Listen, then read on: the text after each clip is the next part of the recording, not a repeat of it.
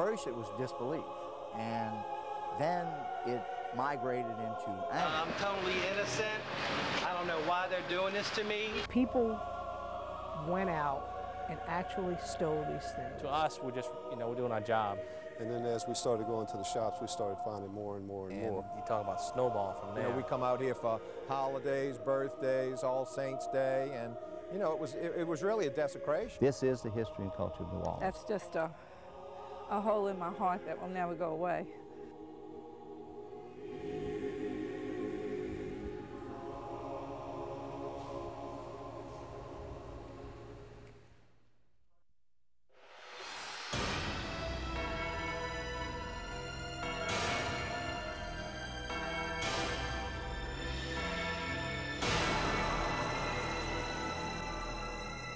If you believe Hollywood, cemeteries are spooky places, and maybe they are in other parts of the country, but not here.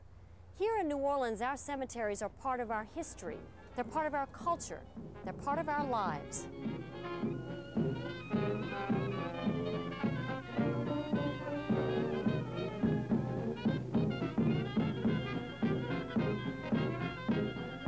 When you leave this life in the Big Easy, you go in style.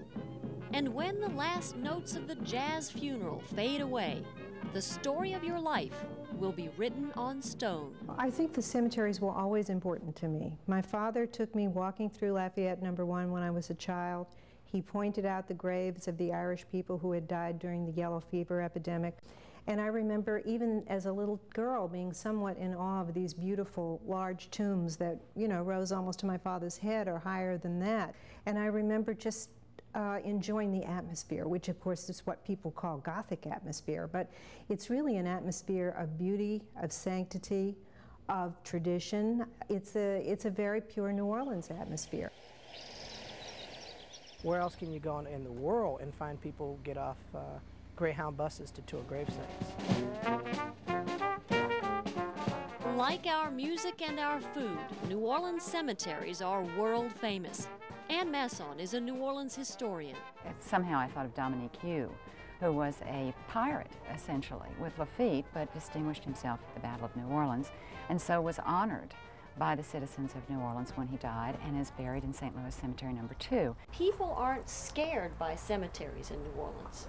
Oh no, there was quite a tradition in the 19th century, particularly on All Saints' Day, that families turned out, visited the cemeteries, and whitewashed the tombs or painted the ironwork. And it was almost a festive or a picnic atmosphere, as though you were visiting your deceased relatives. And that's another thing interesting about New Orleans cemeteries, is that these tombs are used and reused for generations. So people develop a real family connection. From the most humble grave to the resting places of the rich, New Orleans cemeteries are family memorials.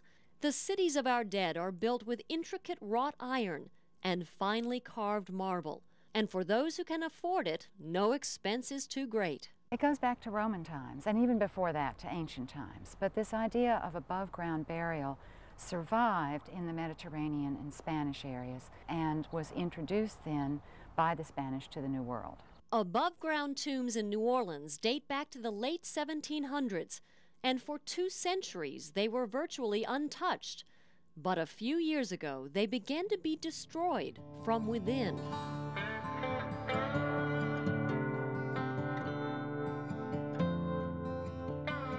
Actually, at first, I thought it was a couple of stolen flower pots, and it escalated into statues, benches. Early in the spring of 1998, Lake Lawn Cemetery contacted the New Orleans Police Department. I spent a lot of time in the cemetery myself, and afternoons, weekends, holidays. Ground Supervisor Robert Beckman had noticed a van driven among the graves, and wherever the van went, things disappeared.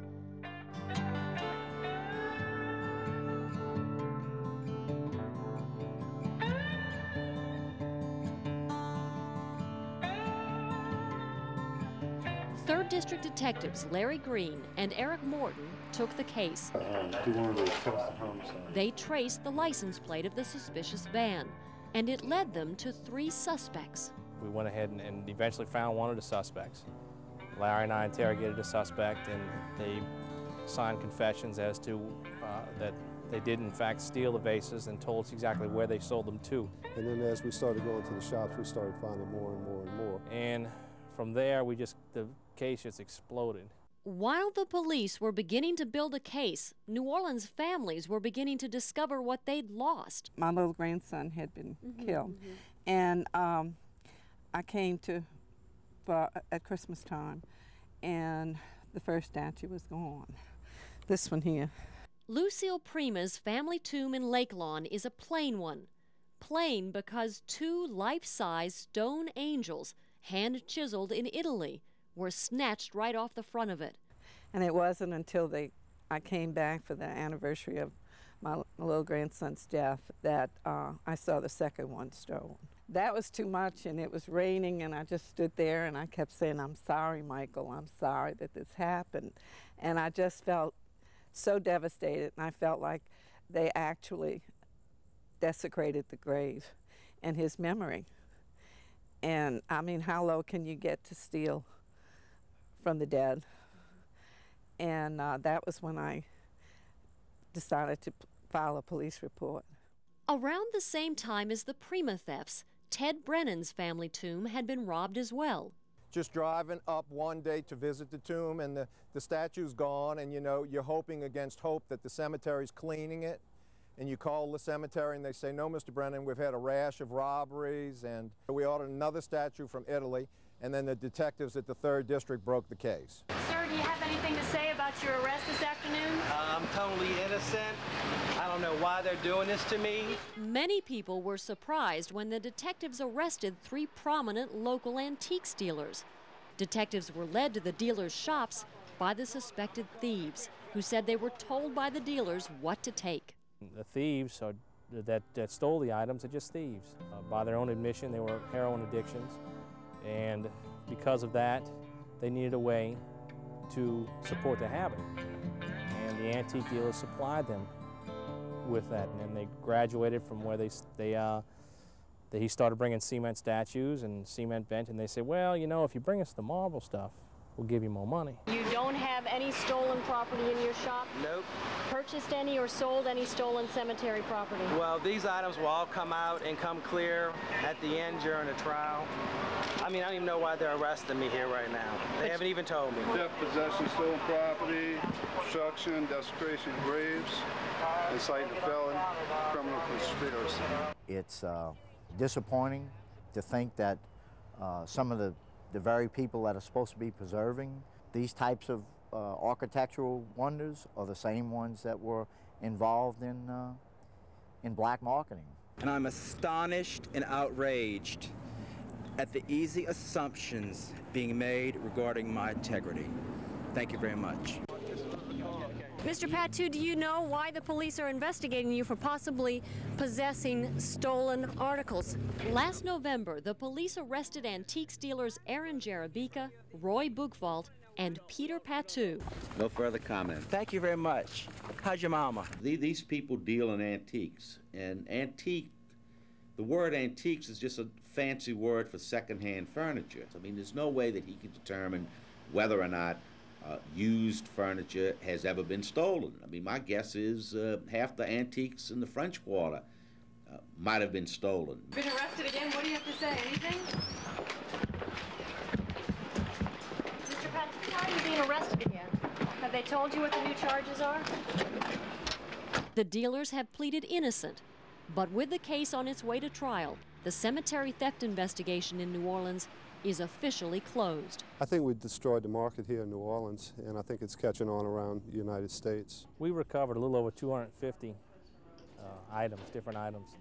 I'd have to make a total guesstimation of that's about 10% of what's out there stolen locally. Oh, they've done a fabulous job. I mean, when it was gone, I thought it was gone. You know, I'd heard all this stuff about it being taken to Los Angeles to be sold for cemetery art and everything, but no, the detectives did a fabulous job. In this locked shed are some of the stone angels and saints recovered in the investigation. We have found artifacts in Texas and we have found artifacts in California from Louisiana. Coming up, what could the city council do to stop the thefts? What could we all do?